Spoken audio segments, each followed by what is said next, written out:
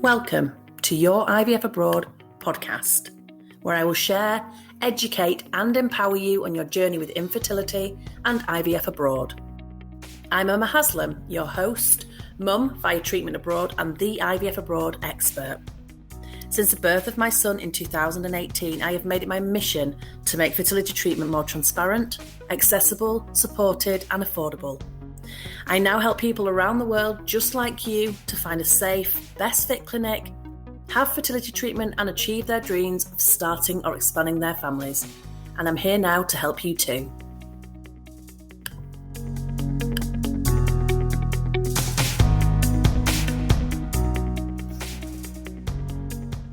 Hello and welcome to this podcast episode. I'm Emma Haslam from your IVF Abroad, and I'm here today to answer a question that I am frequently asked, and it's a good question, and it's something that you definitely need to know the answer about if you're thinking about going abroad to have fertility treatment like IVF, for example. So the first thing that I want you to think about is, where do you live now? So lots of my clients live all over the world, but predominantly in places like the UK, Ireland, and America. And if you live in one of these countries or another country, it's good to understand the costs of treatment in your home country first. So if you are in the UK, Ireland, or America, then if you're planning to go to Europe for your fertility treatment, then like for like, it is significantly cheaper to have your treatment abroad, even including flights and accommodation. Also, you stand to save more money incrementally if you need to return for further cycles of treatment or further transfers, and then the savings that you make become greater. Now, what the most useful thing for you to probably do is to cost up having the fertility treatment that you want in your home country. Now, be wary when you are looking at the websites of clinics in places like the UK and America, for example. Just make sure, wherever you live, that you understand the absolute total cost of what your treatment could be based on the treatment that you're planning on having. And what I mean by that is, often you'll see on websites things like IVF package, and it'll give you they'll make it look like it's got everything in there. But actually there are things that are missed out. I'll give you an example. Sometimes it will miss out things like ICSI, and abroad, lots of European clinics, ICSI is just included as standard. But quite often I see that clinics don't put ICSI on their price list, but most of the time would use ICSI, and this can cost anything between, let's say, £1,000 and £1,500 if you're here in the UK. So that's a big chunk of money to start with. But then there are other things like looking out for things like the freezing of and storage of things like sperm and embryos included. Are your consultations included? Are your ultrasounds included? Any blood work that you might need doing, is that included?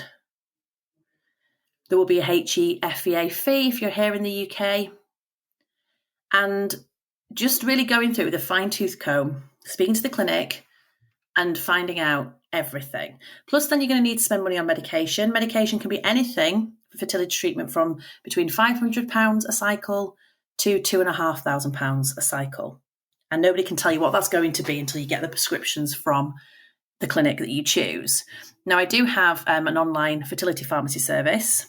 And if you want to get a no obligation quote, then I'll pop the link in the show notes and you can send your prescription through when you get it, and we can give you a cost, because even if you're having fertility treatment in your home country, doesn't mean to say that you can't pay them to do a private prescription and then seek your medication elsewhere, because often clinics make big markups on medications. So it's definitely worth shopping around for that. So I'll drop that in the show notes for you. Obviously, when you've had a look at kind of what the prices might be in your home country and you've made sure that includes everything that you might need, then you can start to look at other countries abroad. And prices do vary. So the savings that you make will vary depending on where you choose to go and have your treatment, essentially. So if you're looking at Eastern Europe, it's going to be cheaper than, for example, if you chose to go to Spain.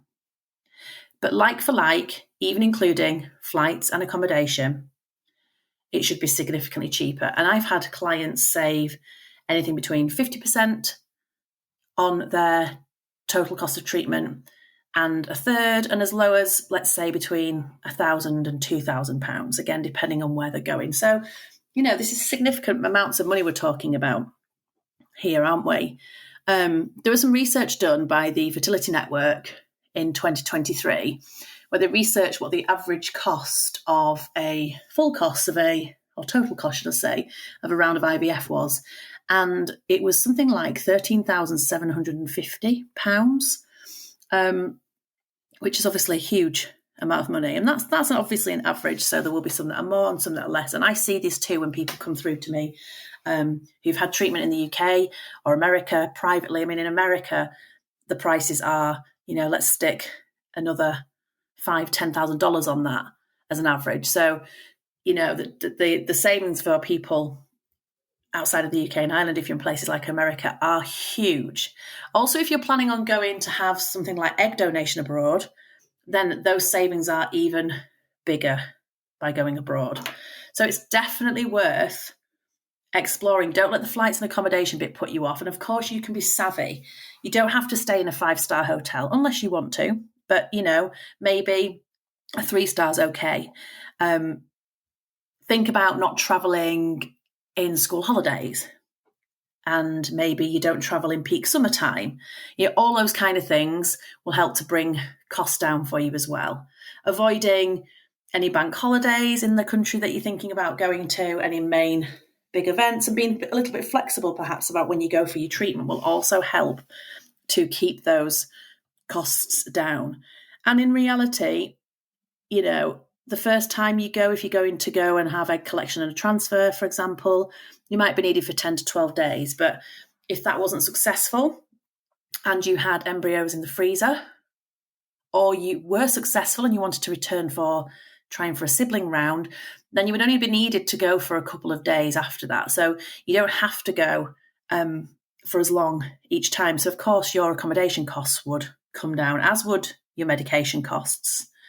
So have a look into it. But I personally saved thousands of pounds by going abroad. I saved my clients thousands of pounds by going abroad. And it really can be the difference between getting to the end result and not.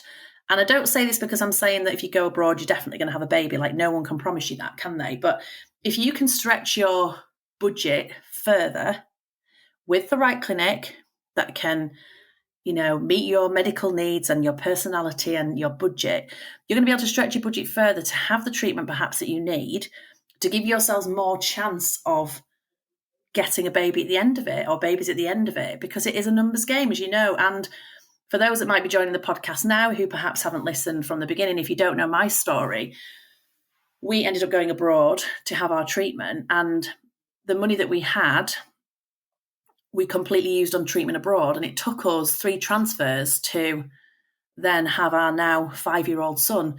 If we'd have spent that money in the UK, there would be no baby. There would be, no little boy in our lives, because the money would have gone, and we'd moved back in with parents. We were, we were saving up. We were very lucky to be able to do that, but you can't do that forever. And there was no more money. So when that money was gone, it was gone.